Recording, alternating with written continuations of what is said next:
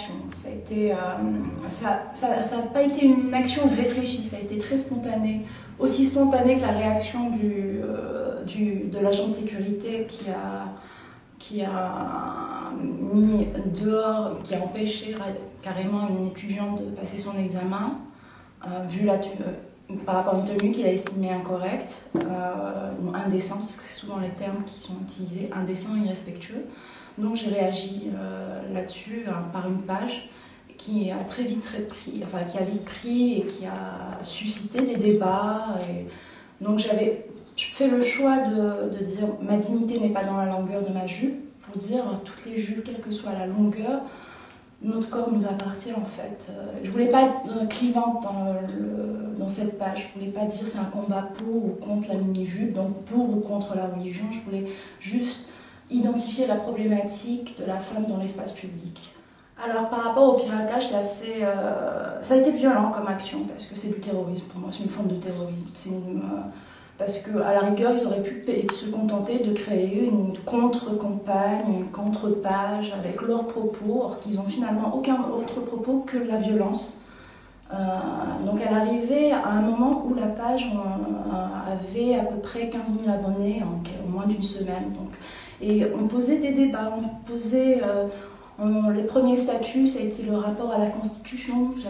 J'avais identifié les 4 articles qui rappelaient aux Algériens que les libertés individuelles étaient garanties de manière constitutionnelle. La Constitution, après tout, elle est inspirée de quelque chose d'extrêmement fédérateur qui est la déclaration d'indépendance. Donc ça a permis aussi de poser le débat sur qu'est-ce qu'on en a fait de cette Constitution, comment on se l'est appropriée ou pas. Et donc il y a eu un engouement, il y a eu des gens qui envoyaient des photos de façon assumée, d'autres de façon anonyme.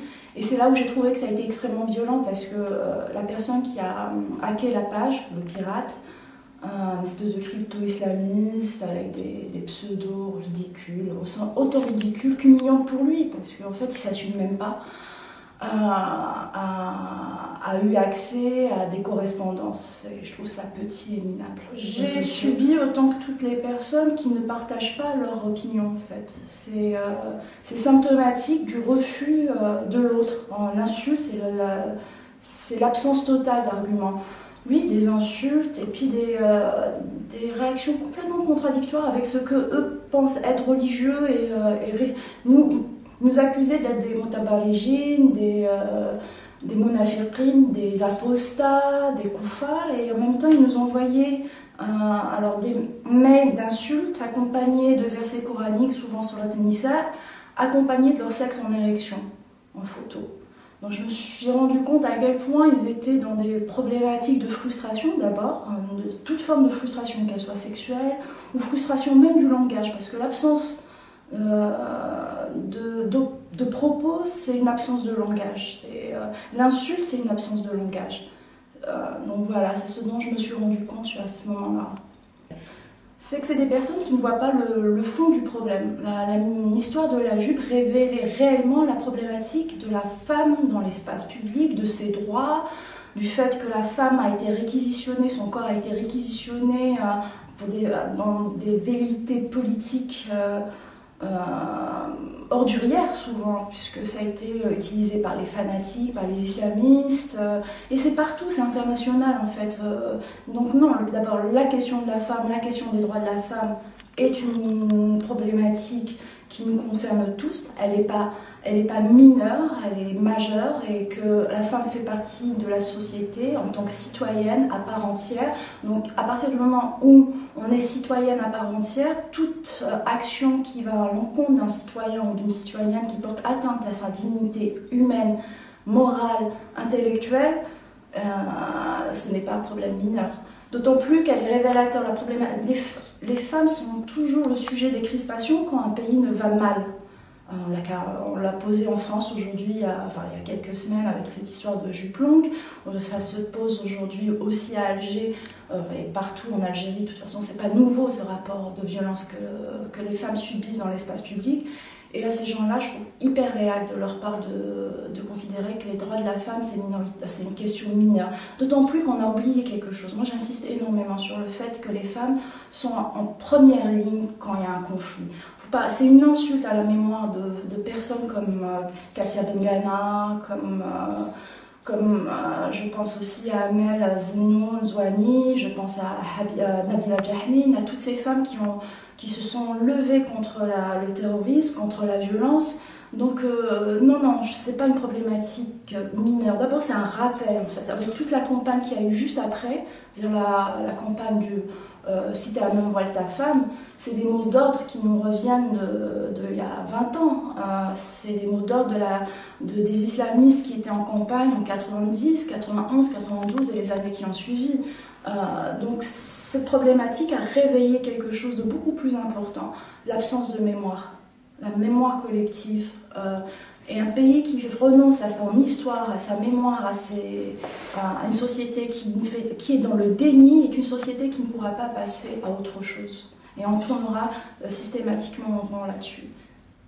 Les excuses du ministre, on les a accueillies comme on doit les accueillir, c'est-à-dire il y a bien sûr une satisfaction, mais ça ne suffit pas. Il ne s'agit pas de dire je suis désolée.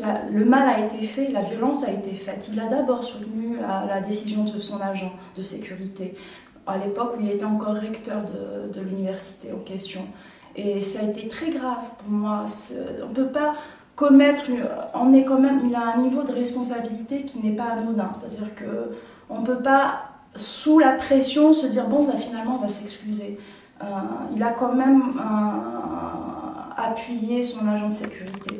Ensuite, on a rendu des cours à un coût qu'on a reçu. Donc voilà, on est dans ce rapport-là. Et des excuses ne servent à rien s'il n'y a pas un travail de sensibilisation et qui viennent aujourd'hui des politiques, parce que cette problématique est gérée par des militants. Il y a des militants qui travaillent sur le terrain avec très peu de moyens, avec une logistique très faible et avec une volonté grande comme ça. Mais aujourd'hui, la problématique est tellement grave, tellement violente que si les politiques ne s'en emparent pas, à savoir le ministère de l'Éducation nationale, le ministère de l'Enseignement supérieur, le ministère de la Solidarité, tous les ministères concernés par la problématique des droits de la femme, la justice aussi, on n'y arrivera pas. Donc il faut en arriver au stade où on doit réclamer que la cause de la femme algérienne devienne une cause nationale, que la cause de la mémoire par rapport à tout ce que l'Algérie a subi pendant la décennie noire devienne aussi une cause nationale. C'est beaucoup plus complexe parce qu'il y a eu la concorde civile au milieu de tout ça. Mais là, il faut cette piqûre de rappel. Tout ce qui s'est passé en violence, là, il y a quelques jours, par rapport à cette campagne qui a voilé des petites filles de 2 ans, c'est hyper dangereux. C'est une hypersexualisation, finalement, du corps d'un enfant. Donc il y a une génération entière qui ne sait pas qui sont les islamistes. Quand on a des jeunes qui pensent que Daesh c'est un groupe anti-système, anti-impérialiste et qui ne résument pas ce qu'ils sont, c'est-à-dire des terroristes avec des propos islamistes, c'est aussi ne pas prendre en charge ces jeunes-là et les laisser partir vers une dérive beaucoup plus grave et revenir au point zéro d'il y a 20 ans. En ce qui me concerne, j'avais été très claire dès le début, c'est-à-dire que moi je profitais de la tribune que j'ai là, c'est-à-dire une petite fenêtre médiatique qui me permet d'alerter et je me suis jamais positionnée en tant que militante parce que militer derrière un écran par écran interposé, pour moi c'est pas très glorieux en soi. Mais je me suis rendu compte qu'en même temps, être toujours sur le qui-vive et alerter, et c'est aussi donner de l'énergie en fait aux autres, ceux qui travaillent sur le terrain véritablement.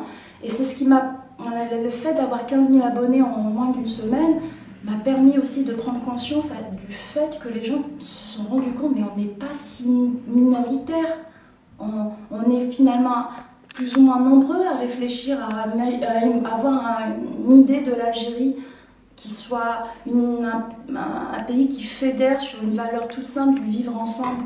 Donc non, je ne pense pas que je vais m'arrêter là. Il y a une prise de conscience personnelle. Et il n'y a pas plus tard qu'hier, avec un ami, on discutait, on parlait de la nécessité de donner du sens. On ne sait plus donner du sens aujourd'hui à ce qui nous arrive, à ce qui nous est arrivé. On ne produit plus. Hein.